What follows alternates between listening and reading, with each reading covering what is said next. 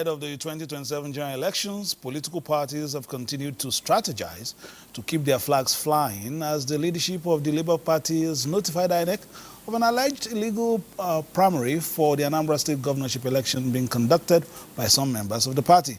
Now, a court process which seeks to remove Rivers administrator has stalled. We have details of this and more on our lineup. I'm Fisai Ogunfui, and this is Political Update. Welcome.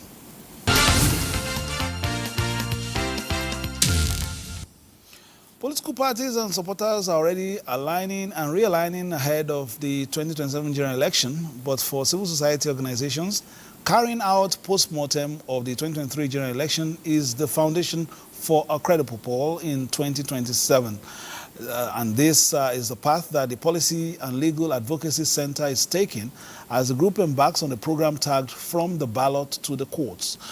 The move is to analyze litigations arising from Nigeria's 2023 general elections in order to come up with recommendations that will promote the electoral process. To be of great value to you and, of course, to the legal jurisprudence as well as election matters in Nigeria. Public presentation of From Ballot to the Courts, analysis of election petition litigation from Nigeria's 2023 general elections. The report provides a comprehensive analysis of the legal challenges, decisions and key takeaways from the 2023 election process and will offer invaluable insights into the political landscape and the integrity of the electoral process in Nigeria. A compendium of election reports and cases will be very helpful to the judiciary because a lot of times precedent is always very key, and when you have a situation where at every election you have sometimes very new judges being appointed into election petition tribunals, our hope is that this compendium of cases, this report would help and inform judges as to what precedents have been set. Many people believe that, well, judiciary is the problem, but we believe that with the amendment proposed, everybody will have his say and the judiciary will, acting impartially, will decide matters in accordance with the Constitution and the law. Discussion centered on key findings from the report and its implication for future elections. I'm directed to assure everybody that the Commission will do its best come 2027 to have a credible, reliable election. Experts in the electoral and legal fields expressed confidence in Nigeria's ability to deepen its democracy.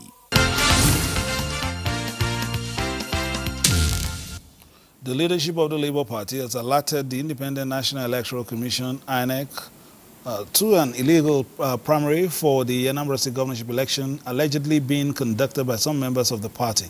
A statement by the National Publicity Secretary, BRI4, affirmed that Labour Party has since concluded its governorship primaries in Anambra State with the name of the successful candidate already submitted to INEC in line with the election guidelines. The party, while dissociating itself from any other primaries, stated that the 5th April primary that produced George Mogalu as its governorship candidate in the November 8, 2025 election is the only authentic one, having complied with the relevant provisions of the party's constitution, INEC guidelines, and the Electoral Act.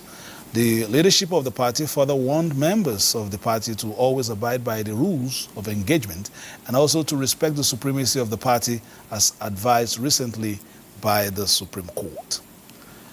Ideology. Now, ahead of the governorship election in Anambra State, most political parties, through their primaries, have produced their party's flag bearers, and the fallout throws up the place of party ideology.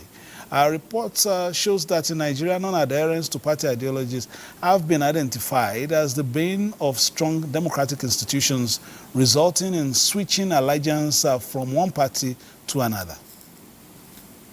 A chess game fraught with intrigues over who gets what, when, and how.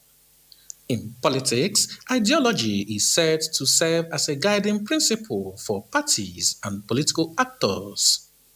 This, political players believe, influences their stance on key issues, policy decisions, and overall governance. In Nigeria, the likes of Dr. Nnamdi Azikiwe and Chief Awolowo built their parties around distinct ideologies such as Zikism and Awoism, respectively. Today, the gale of either defection, cross-carpeting, whichever nomenclature they may come under, politicians appear to be prioritizing personal gains over ideological convictions. What could be responsible for this? If you feel you're popular, if you feel that people loves you, if you feel that people need your service, you must have to be in one party. Because of their personal selfish ambitions of wanting to find a shortcut to get to what they have. Most of these platforms have been sidelined. They are no longer as effective as they used to be. The level of politicking we are experiencing today in Nigeria is self-interest. In deepening Nigeria's democratic process, party cohesion, informed decision-making, and clear voter choices guided by ideological convictions are said to be sure ways to engender democratic development in Nigeria.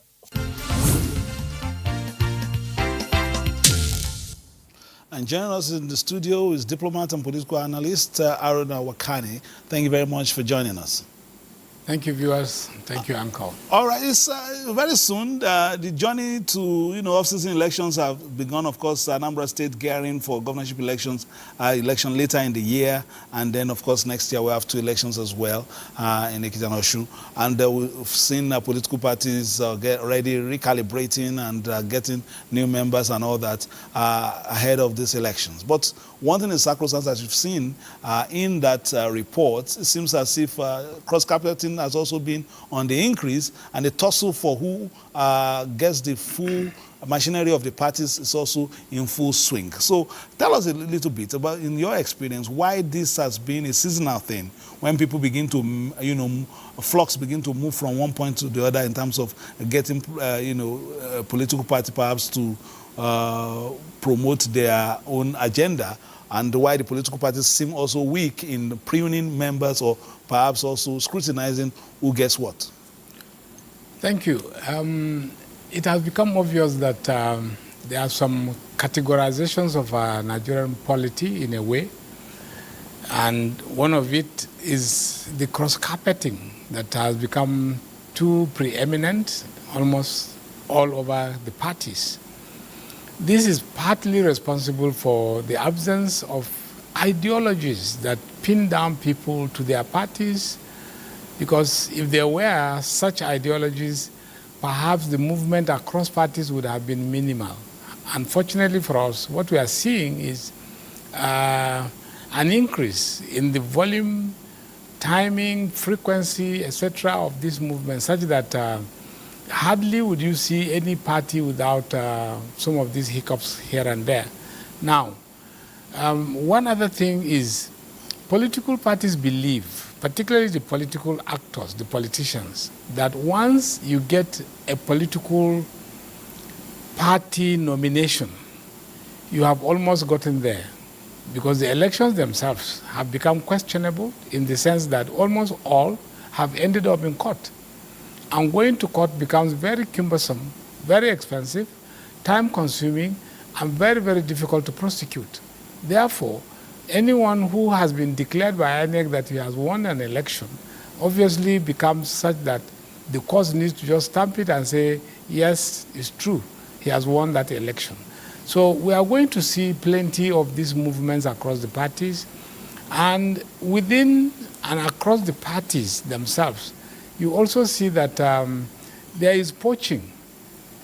Poaching in the sense that people want other people to move from one party to the other.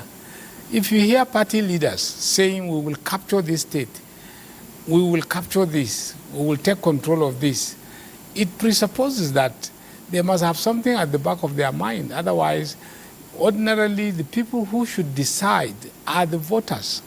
But if a political party leader says we will capture this state in the next election or something, it clearly signifies something that we don't know in the open. And you will see that a lot of these parties have internal crises.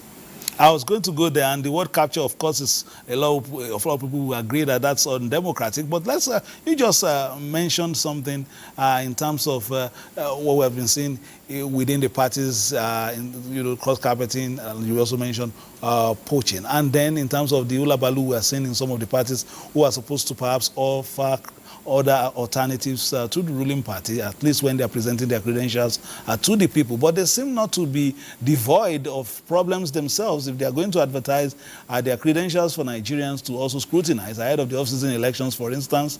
And the behavior we have seen in factionalization of so many of these parties along the lines of interest, not the line of the party itself, what does this portend for our political space in the next few years? Well, we are more or less midway in the first tenure of this government.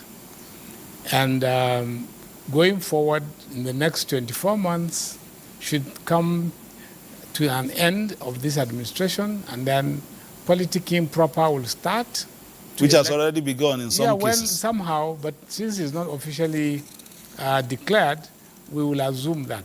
Now, if you ask a strategic question, do we still have political parties in the opposition?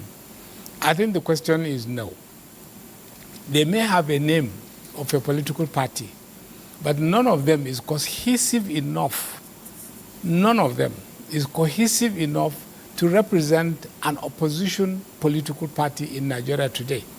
That's why they have no voice. The voices they have a little left is only voices of going to court to settle one case or the other internally. And so they have become so weak, very, very weak, and in disarray in a way that there is no opposition that you can say is formidable enough to checkmate the ruling party. Therefore, if care is not taken, as things continue to fan out, we are going to see the death of some of these political parties permanently, and we can see there has been voices of coalitions among the political parties. These coalitions most likely will lead to nothing, because the interest that is coming from all the parties into what would have been another platform to challenge the APC doesn't seem to hold water. The political leaders that are cross-carpeting themselves have lost credibility.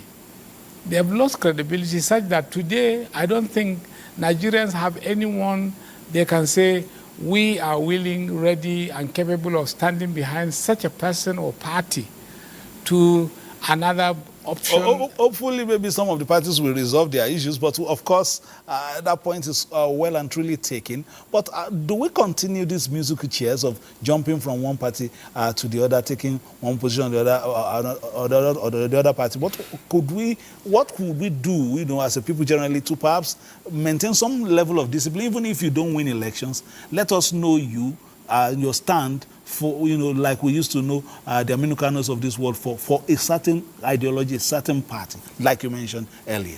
Well, in those days of the First Republic, let us say, parties were defined by ideologies, and people who were owners of this party or members of this party truly were nationalists to the core.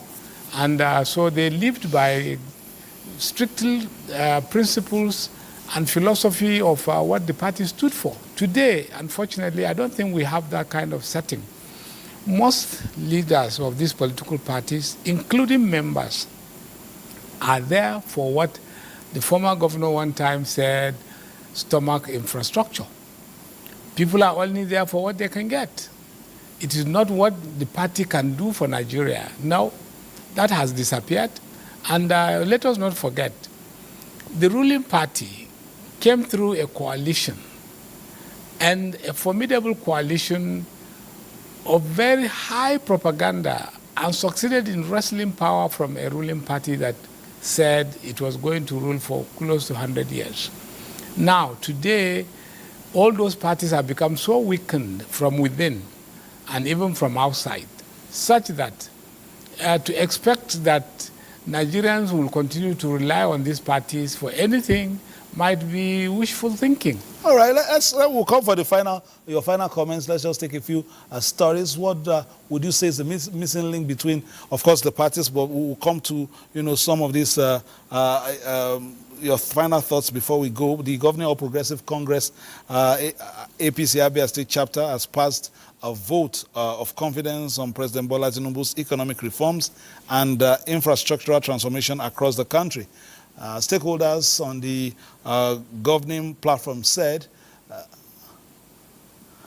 that the party structure in Abia State is intact with the overwhelming spread across the 3 senatorial zones and is prepared to return power to the APC and deliver APC presidential ticket come 2027. The party chieftains under the leadership of Senator Juzo Kalu said there's no vacancy in the villa. Well, for President Tinubu, take my bet.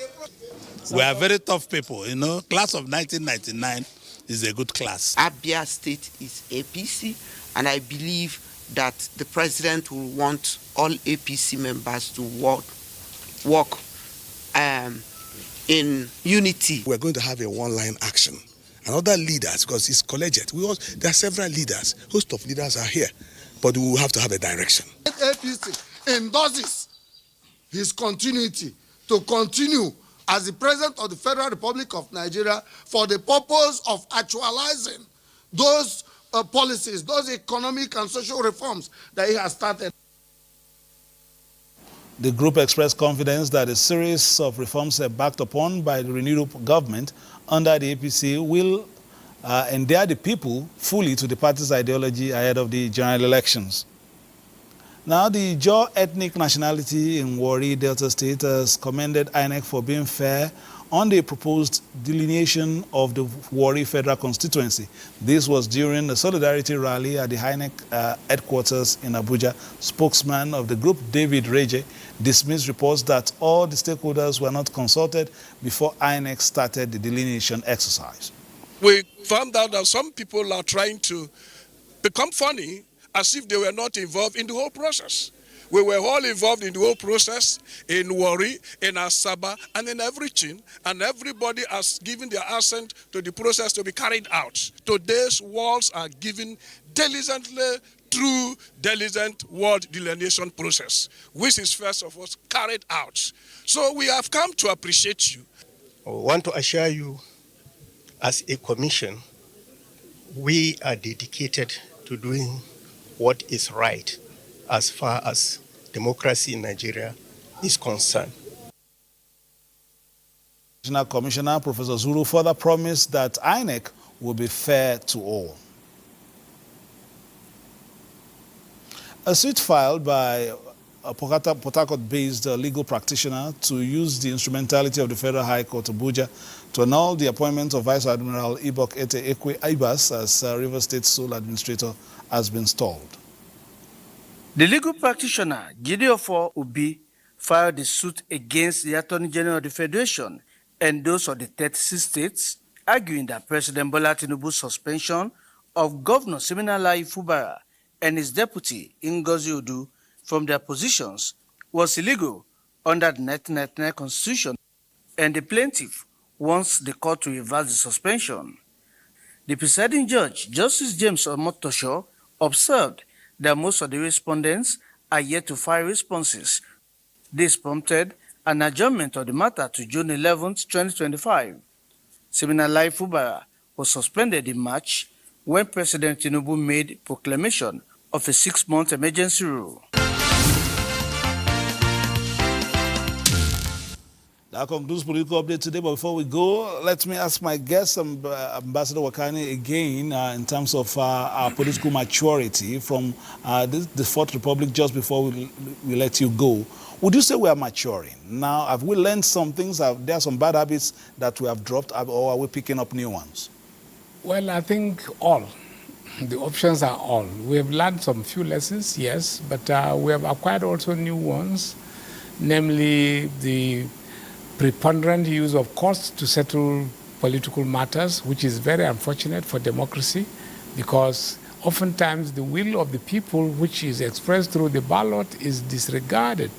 And the court processes too have become too lengthy in most cases, which has altered our democratic calendar, thereby giving us plenty of off-cycle elections in the country and creating more tension in the states, because whenever there is an off-cycle election, you see the overwhelming presence of military, the police, INEC, and other observers and the rest of them. And some other governors from different states also visit. Definitely. So those ones are new infusions into our political setting or such processes, which is rather unfortunate in a way.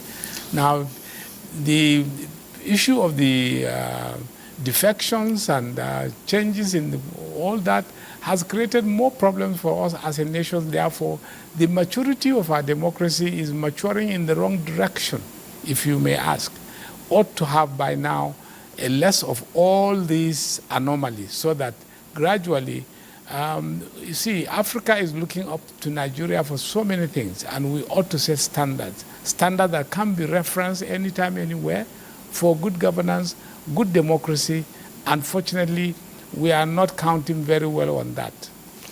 Ambassador Aruna Wakani, thank you very much. I would have loved to ask you questions on the sub-region, but time will not permit. Perhaps in our next conversation, we'll be looking at the countries that have pulled out of the ECOWAS, how they are doing, and perhaps if there is a way back. That has been Political Update for today. Many thanks to our guests and to you for watching. And of course, hoping that you join us again next week when we come your way again live. Between now and then, please play your politics for the greater good and keep it locked on Africa's largest and finest, the Nigerian Television Authority, for news, reviews, previews, and interviews. Bye-bye now.